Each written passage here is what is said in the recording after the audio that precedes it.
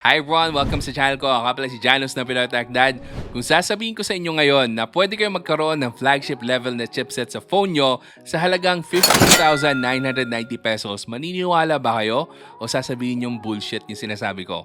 Well, sa video na to, papatunayan ko sa inyo na flagship level chipset ang pwede nyo makuha sa ganung halaga dito sa Poco X4 GT. So tara, samahan nyo ako, i-unbox muna natin and then pag-usapan na natin ng buo itong Poco X4 GT. I had a feeling you'd come back and save me from all those lonely nights and heartbreaks. And I feel misplaced without you. Why don't we go back to, why don't we go back to, never wanted to end it like we did. I guess shit happens for a reason, but it's like something feels different from back then. Why don't we go back to, why don't we go back to, honestly I'm open wide. I don't feel like waking up without you by my side.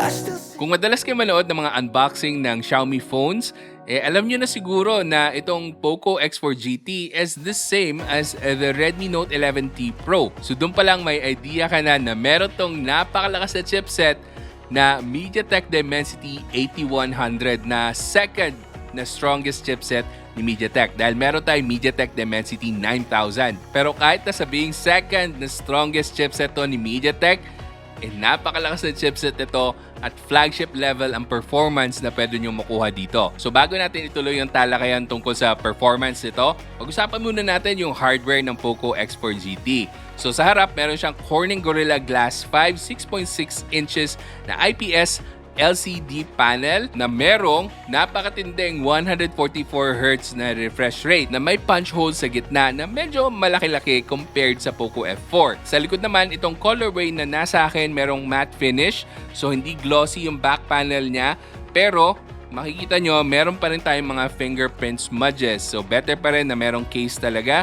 And napaka-simple ng camera module design niya. Meron tayong dalawang malaking lens. Yung isa dyan is yung main shooter niya na 64 megapixels na Samsung ISOCELL GW1. And then meron tayong 8 megapixel na ultra-wide and 2 megapixels na macro lens. And then yung side niya, kung mapapansin nyo, is flat. So, ibang-iba to sa Poco X3 GT kasi boxy na yung type niya.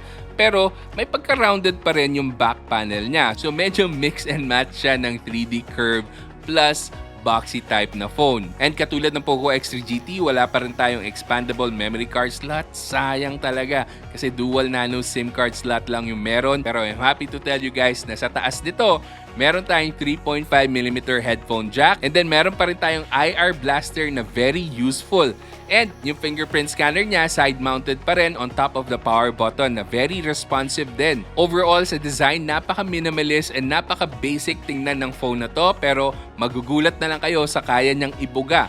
Kasi nga, meron tong napakalakas na chipset at yan na ang itutuloy natin pag-usapan, yung performance niya. So tulad na nabanggit ko kanina, merong MediaTek Dimensity 8100 ang Poco X4 GT na probably una nyo nakita dito sa Realme GT Neo 3. So kung performance ang habol mo without breaking the bank, guys, eto na yon. Number 1 choice nyo na siguro ang Poco X4 GT. So for daily use, casual browsing, social media, taking pictures, photos, video in 4K, gaming, kayang-kaya ng chipset na to, maning-mani. Hindi to mahirapan patakbuhin yung mga AAA games nyo. And ang maganda pa sa chipset nito is very highly rated ng mga tech reviewers.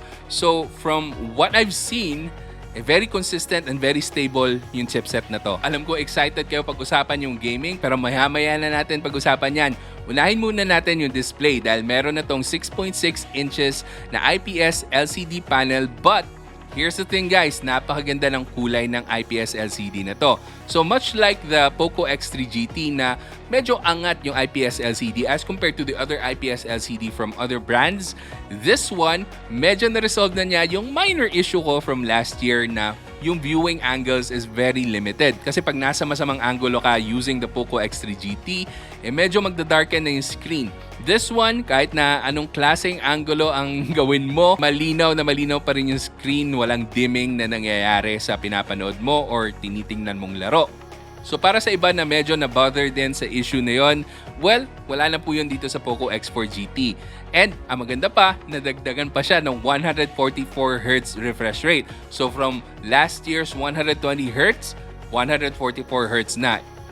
Ano nga bang ibig sabihin yan para sa inyo na hindi pa nakaka-experience ng 144Hz refresh rate sa isang phone? Well, guys, kung napapansin nyo na yung 120Hz refresh rate, kung gaano ka-smooth yon, lalo nyo pang mapapansin dito pag 144Hz. Yung jump from 60 to 120Hz is amazing. This one is fantastic.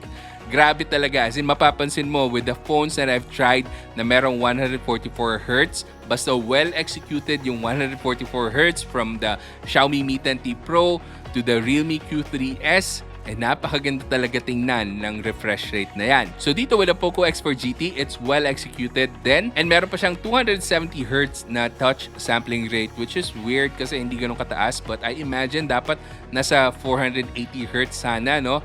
So that's the only complaint I have in terms of its gaming-related performance kasi ayun nga, medyo mababa yung touch sampling rate niya, don't you think? But otherwise, sobrang ma-enjoy nyo yung time nyo with the Poco X4 GT, whether you're watching movies or videos on your phone or playing games. Talagang maganda yung color reproduction niya. And just a reminder guys, meron din po tayong gagawing video ng comparison between the Poco X4 GT as well as the Poco F4, just so to help you decide kung alin yung mas okay sa dalawang phones na yun para sa inyo. But going back, kung manonood ka ng Netflix dito, ma-enjoy mo yung Full HD resolution dahil Widevine Level 1 na po yung certification nito. And then additionally guys, tatandaan nyo lang din na wala dito yung mga AI image enhancement na meron sa Poco F4. So kung talagang display ang habol nyo sa isang phone, baka mas maganda nga ang option yung Poco F4 dahil meron yung AI image enhancement. So napapaganda niya lalo yung media na pinapanood mo.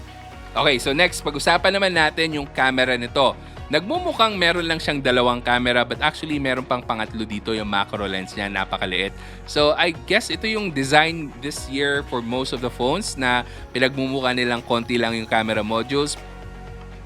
Okay na okay yung mga pictures na pwede mo makuha with the Poco X4 GT. You just have to tame your expectations. Hindi po ito meant as a camera phone but you'll be surprised with the quality of photos na pwede mo makuha in broad daylight or with the perfect lighting scenario. Now, kung kukuha naman kayo ng pictures with problematic lighting, doon na kayo magkakaroon ng issue with the Poco X4 GT dahil yung details sa shadow ay nawawala, which is a common problem for Xiaomi phones na napansin ko. For videos naman, meron tayong 4K 30 frames per second and mostly stable naman yung video na nakuha ko. Meron tayong EIS going on in the background. So, hindi ganun kaalog yung mga videos na makukunan mo with this phone. And as for quality naman, medyo malaki naman na yung sensor nitong GW1. So, enough light naman yung nakakapasok sa kanya. So, in well-lit areas or in well-lit scenarios, okay na okay yung mga videos na makukuha mo. Again, the same problem pa rin na meron tayong nawawalang details just in case na medyo problematic din yung lighting when you're taking videos. As for the selfie camera, meron tayong 20 megapixel selfie cam na okay din naman for video kasi hindi ganun kaalog but it's not gonna be the best looking selfie camera out there. Pero kung iisipin mo, this is supposedly a gaming phone or a performance phone. So, you take what you can with the cameras provided dito sa phone na to. Now, for the most important part, I guess yung gaming. So, kumusta ba yung performance nito? Mag-i-enjoy ka ba ng todo? The short answer is yes. So, this phone came in later than the Poco F4. So, hindi pa ganun katagal sa akin. So, hindi ko pa talaga nakikita yung thermals niya ng todo. Pero nalaro ko na yung Genshin Impact, Call of Duty Mobile, PUBG, Ni no Kuni, and other games pa dyan. So kung gusto nyo pang mag-test ako, magkaroon tayo ng specific gaming test video, sabihin nyo lang dyan sa comment section, i-comment nyo lang yan. Pero for the short period na nagamit ko tong Poco X4 GT for gaming, sobrang happy ako sa performance. Na-max out ko talaga yung graphical settings. Pero dito sa Genshin Impact, so far hindi ko pa siya sinagad. Nilagay ko lang siya sa high settings. So hindi pa siya naka-highest. Pero itatry ko rin siya ilagay sa highest settings sa gaming test just in case mag-request kayo. But for all of the games na tinest ko, masaya talaga ako sa resulta. Hindi gaanong uminit itong Poco X4 GT aside from, of course, yung usual suspect natin, Genshin Impact. Pagdating naman sa Call of Duty Mobile, siguro expect nyo nasa 40 42 degrees Celsius pag Battle Royale na matagal. And then sa Mobile Legends, ganun din. Kung naka-ultra lahat, medyo masasagad din yung performance niya. Umaabot lang tayo around 42 degrees Celsius. So basically, kung gaming ang habol nyo para sa performance itong Poco X4 GT, sobra-sobra pa yung kakayahan nitong phone na to. Again, pwede kayong makakuha ng 700,000 Antutu benchmark points dito. Napakalakas na po niyan for a phone at this price range. Again, pwede nyo makuha at 15,990 pesos. And kung sakali namang maubos nyo na yung battery capacity na 5,080 mAh sa kakalaro nyo ng games buong araw, pwedeng-pwede yung i-charge na napakabilis under 1 hour. 67 watts yung fast charger. This is the same din sa Poco X3 GT from last year. So, kung may experience na kayo sa fast charging ng Poco X3 GT, it's basically the same charging experience. So, kung gusto niyo talaga pang bakbakan na gaming dahil IPS LCD and iwas sa burn-in, man, ito na yung phone na para sa inyo. Again, 15,990 pesos para sa 8128 na variant. And kung gusto mong bumili nito, this will be a Shopee exclusive. So ilalagay ko po lahat ng links, yung sure, original, 100% authentic links nandyan sa description box and maybe ilalagay ko rin sa comment section. Pero guys, needless to say, the Poco X4 GT is something na I can highly recommend. Saan ka makakahanap ng chipset na Dimensity 8100 ganito kalakas na phone with a decent camera, with a fast charging na 67 watts at only 15,990 pesos. Most likely, wala kang mahanap na ganon kasi at that price range, ang mahanap mo lang is something like Snapdragon 778G. This one, MediaTek Dimensity 8100. Pang bardagulan.